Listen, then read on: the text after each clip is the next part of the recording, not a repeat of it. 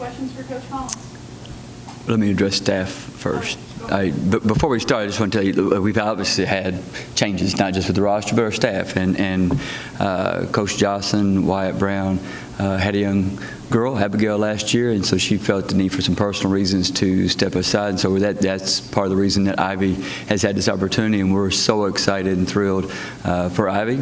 I always knew, like I said to Lily, I always knew she was going to be a great coach, and so now this is her opportunity, and she's been great with our young ladies, and so we're excited about that. Coach, I mean, hearing your players that were just talking right there, they seem really fired up for this season. How exciting is it for you to see that pretty much on a daily basis, how excited they are for this year? Well, I think part of that is the COVID aspect of it. Like now we can spend time together, we can practice together, we can do things as a team so they can get to know each other, and I think that's part of it. The other is it just speaks to who they are. As young ladies and as people, and so the energy's high every day in practice. I don't think there's been a week that's gone by that we haven't gotten better each and every week, and we still have a long way to go. But I like where we are. I like how hard they work. I like their chemistry. I like their commitment. There's not a day that I don't walk into the office and somebody's already in the gym shooting. There's hardly a day that I don't have somebody walk by and say, "Coach, I saw so and so in the gym, and it was the night before." And so I know they're hungry. I know they're working hard. And that'll pay dividends. Let's just touch on Ivy's promotion again. For her to be one of the best players in Western history and to be under your wing at such a higher position, I mean, what does that say about how this program has cultivated great players like Ivy amongst others? I take a lot of pride, and the young ladies will tell you, in player development. I take a lot of pride in seeing players like Muriel Abdelgawad be a lot different player than she was when she got here. And when players leave, they're better. Raneem was better when she graduated. Whit Creech was better. Dee Givens is better. They all got better. Ivy Brown got better. Ivy didn't have the best freshman year. And she was Miss Basketball in Kentucky. And so I'm thrilled that she can share those experiences, and she does every day with the young ladies that are freshmen right now. So when they have difficult days, or when there's days when we're on opposite sides of the tracks, I like those days because I know the players are getting better. They don't like those days. Those are hard days for them. Ivy's there to help them. Coach Bowen, Jazz played for me as well. And so she's able to help them understand this is how you improve, this is how you grow. And it helps them to learn, have somebody have a good ear and maybe a good word to say for them to get them to the next day. And then go back to Muriel for a second. I mean, you don't have to because she said it obviously, but it was so authentic in her voice, the excitement, the enthusiasm. I mean, her story is so special coming back to, get her degree, obviously honoring her father's wishes. Right. I mean, what more can you say about just such an awesome player like her who's done so much for you? She's like family. I mean, she's like, I really treat all of them like I'm their father in absence of their family. And so she's like one of our family. My kids look at her as a big sister. My wife treats her like a daughter. So that's how important she is. And so and she's a real positive. She's not always the most vocal leader, but she is the energy leader. That's why she started from day one when she got here, because she didn't always do things perfectly, but she always did things the very best she could, and she played hard every single possession of practice. She wasn't talking about a game. She was playing hard every single possession in practice, and she still does that every day.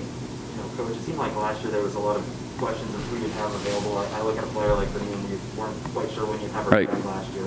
Knowing exactly what you have heading into this year at the start of the year, I guess, how much easier does that make it, and on the team as well? It wasn't just a question. There were a lot of questions last year. That was one of 10,000 questions last year. And so this year there are still questions. There's still uncertainty. But some of those uncertainties now are, when will the light switch click on for this player, or when will this player decide, like when will that growth happen? And so those are some, that's not all of them. There are other questions about, we're not finished with this thing. We're not through it. That's why we still have masks on. But we still are in a much better place. And because of that, now we're able to focus on team chemistry. We're able to focus on player development. We're able to do things related to academic work. And so that's showing results on the court as well. Early in practice, I guess, what's the focus then? Just step by step building this thing, really getting them to buy into and understand how we will play and how we will win as a team. And it's as close to 100% buy-in as maybe any team that I've coached. And so that's exciting. There's still a lot of question marks. I mean, nobody has the experience that Ivy Brown had when she was a junior. Nobody has the experience that Raneem had. And so we still have some growth to do. But I like their attitude. I like how they are approaching every day, even when they face adversity during practice. We've had some other scrimmages, some other things that we've done, and so I know that they're getting better, and that's really the most important thing, is that we continue to grow. If we continue to do that, we'll be fine. We'll be just fine. Coach, you guys have been up in practice now. Is there anybody that has taken a step up that you've seen compared to last year? All the players that have returned have gotten better, significantly better. And that's what you want. You want players to grow. I think Hope Savory has improved her shooting.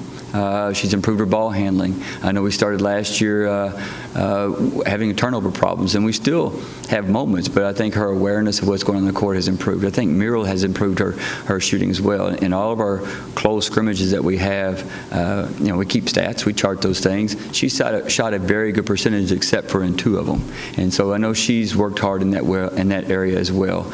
There's still things she's working on. So I think all the young ladies, Selma Kulo, Jordan Smith, Tori Hunter, all 3 have improved from last year. And that's what you want. You want growth each year. And that's the goal, is to see improvement individually and as a team, each game, each week. And then by the end, you'll be fine. You'll be where you want to be. Coach, I know we've talked about you always want the best kids in Kentucky that can come play here. Yep. It seems like you guys did that with a couple kids. You got Jenna, who's been committed here for it seems like ever. Mm-hmm. And then you went out and got some kids from like California and some of those Mm-hmm. Western states. What was it like constructing this team? Really, you're always looking for the right fit. The next, and I feel like now we've got a solid foundation, a good core group of young ladies, and we do want the Maya Meredith and the Macy Blevins to want to stay here. We don't want those players anyplace else than with a red jersey on, and so I'm proud that they're here, and I think our fans will be proud to see them play. Those young ladies are going to be special, and I think it helps our attendance. I know it helps our attendance. Some of our best attendance has been when Ivy Brown and Chastity Gooch and some of those young Micah Jones and Kendall Noble, I keep going down the line. Those young ladies help our attendance. That brings a lot of energy to our games, and so I think those 2 young ladies in particular. But that's not enough. Kentucky's not large enough to have an entire roster, and so Alexis and Jalen Foster, those are also great young ladies. Jenna, like you said, had been committed for a long time. She had a lot of opportunities. Really a smart basketball player for a coach's daughters, and so they're just really gelling together now. They like how we practice. They like how we play. I think that shows in their effort. As a matter of fact, on my way over here, Jenna Walker was in the gym shooting free throws. And so that's not uncommon. I see that all the time. And I think I'm excited. I know I'm excited for our fans to see that effort. We may not be the most polished team when we start our season, but I think you're going to see a lot of energy, a lot of excitement, and we will get there. We'll get to that polished, finished product. Kind of touch on that, we're talking about the recruiting, you obviously mentioned Hope. I mean, you look at her in high school, she almost won a state championship in her junior year of high school. I mean, when you get players like her, what does that say about how about you compete with other schools in state for recruiting, like Louisville and UK, who are always trying to go for those top-rated kids in Kentucky? What does that say about how maybe you guys are sneaking up as far as the recruiting goes in state? Maybe sneaking up, maybe not. I mean, maybe we've always been here. And our tradition is just as rich as Louisville and Kentucky's. I think the more recent tradition has been Louisville and Kentucky's, but we still have a lot of, matter of fact, we have a former lady topper being inducted to the Hall of Fame this weekend and back in the 70s. And so there's a lot of rich tradition about women's basketball here. But to compete with Louisville and Kentucky and Eastern Kentucky and Murray State and Northern Kentucky and all the other schools, for those players, that's important. We want those players to know that they don't have to, they have more than just a few options. And so we want them to know that coming here is special, playing here is special, it's part of a rich tradition, and you're going to win at a high level. Coach, one of those new players, Maya Meredith, I know she's battled some injuries the last couple of years with Scott. I guess in terms of her availability right now, I guess how much do you see her, being able to compete at, the start of the season or work in at some point? Yeah, she's ready. Ready. She'll play. So she's ready for the opener? Absolutely, yeah. She's ready for practice today.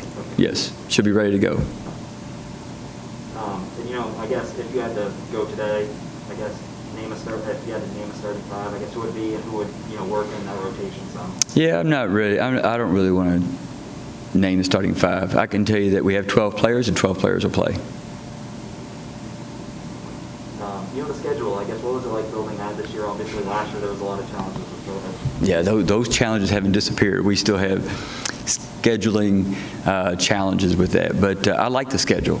You guys know I want to come out of the gate with challenges right off the bat. So we still got to get ready for our exhibition next week against West Virginia State. They like to run and shoot threes, so that's a good challenge for us. And then we'll turn around and play a great Purdue team here at home, which will be great for our fans. And then we have one day and we'll hit the road and we'll play in the preseason WNIT, where we'll play North Carolina A&T, UT Martin, which was a very good team last year as well, and then we'll play Kansas State at Kansas State. And so those first four games are great challenges, and it'll be a big challenge for this young team. But I know they're excited for it. I know they're preparing for it every day, and I know that we'll be ready for it. You know, in terms of, you know, like you say, you like to develop players and stuff. With the new transfer portal rules and stuff, I know you guys lost some players from last year. I guess, does that make that more difficult, you know, trying to develop players where they might, you know, take off and leave or come late in their career? I'm not going to worry about that. We're going to make every player better, and if they decide that this is where they want to be, then there'll be somebody else ready to step. That's the idea, that the attraction to stay will be greater than the attraction to leave. And so we're not going to change how we're doing things. We're going to keep doing that. This is not going to become Western Kentucky Junior College. And so we'll probably, like every school and every university in the country, we'll probably still have kids coming in and kids leaving, like men's and women's basketball both. That probably won't change a whole lot. But I know that we're going to continue to develop players. We're going to continue to build strong teams and team chemistry, and we're still going to compete as a team. We're not going to always look for a patch. We're going to grow players here. You know, in terms of your style of play, what should fans expect? Is it going to be get up and down? Is it going to be, you know, sit down, play some tough-nosed defense? I guess what should we expect? The defense, they're doing a great job. I like their tenacity on the defensive end of the floor. I like how they're getting after it, creating turnovers and creating steals. I'm proud of that. There are still areas that we've got to improve upon. But I can promise you that last year we averaged about 63 points a game. The year previous to that, it was about 74 points a game. We'll be closer to the previous year than last year. You know, I asked Hope about it. You know, she played some point guard. She mentioned Alexis Meade. Obviously, Jenna did what she did with her assist numbers in high school, I guess. How do you see, you know, that working together with the guards to call, you know, on the floor together, or rotation-wise, or I guess how do you see that working together? It'll work. They'll push the ball. I mean, Hope knows what she can do with the ball, and so does Alexis, and so does Jenna, and that's one of the things that I wanted. I wanted more skilled players on the floor at one time. I want more players on the floor that are able to handle the ball, able to pass the ball, able to shoot the ball, and not quite so much specialization. And so that part of it, whether it's two of them, three of them, one of them together, it'll be okay. You know, I asked about the transfer stuff. That's all new, but so is a lot of stuff going on in college sports. NIL is one. I guess, what kind of challenges or opportunities has that presented to, you know, some of your teams? I think it's opportunity. I think it's great for the young ladies. I think it's good opportunities for them. It still comes down to that just like business, you have to have something to offer, and so we have to put a product on the floor for those opportunities to kind of realize themselves. And so, I welcome those for the young ladies. I hope that they get an opportunity to do some of those things. I know that Hope has had some of those doors to open for her. I anticipate that open for some other ones as well. Right now, we're focused on making shots, playing defense, being ready to go next Wednesday. You know, I know one of the big stories right now is conference realignment. All the coaches I've talked to say they're just trying to stay focused on what they can control. I guess, how difficult is that, you know, in your position, or I guess how do you guys navigate that? Look, I trust Dr. Caboni, I trust Todd Stewart, and they'll put us in the best spot for us to compete. And at the end of the day, what I told young ladies is, while we're proud to be in Conference USA and to be a representative member of that, at the end of the day, when we get on that court, We don't have any other conference schools helping us. You're playing by yourself. And so it's you and your teammates. And so at the end of the day, when we put that jersey on, it's WKU. And that's who we're representing first and foremost, regardless. And so I leave that, I trust Todd Stewart and Dr. Caboni. They'll put us in the best spot for this university and for us to be able to compete for championships. You know, in terms of the league right now, I guess, obviously league play is still months away, but I guess how do you see, you know, USA looking this year with all the, you know, some shakeups, new players here, new coaches and stuff like that? Like you said, there's a lot of changes. There's a lot of rosters that change significantly, and so I think that what we see early in the non-conference might be different than what we see the time January, February, March rolls around. And so my focus is be ready next Wednesday, then the following Wednesday when we get ready to play Purdue, and then we get on the road. And so we'll be there in January. You know, in terms of this season, what most excites you? You've been here for a while. Getting to play in front of the fans again.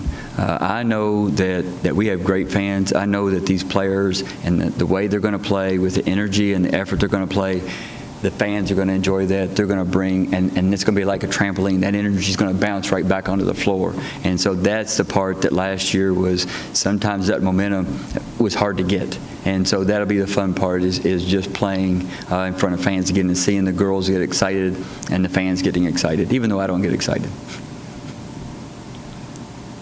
Anything else? All right, thanks, Joe. Thanks, guys. Thanks, Coach.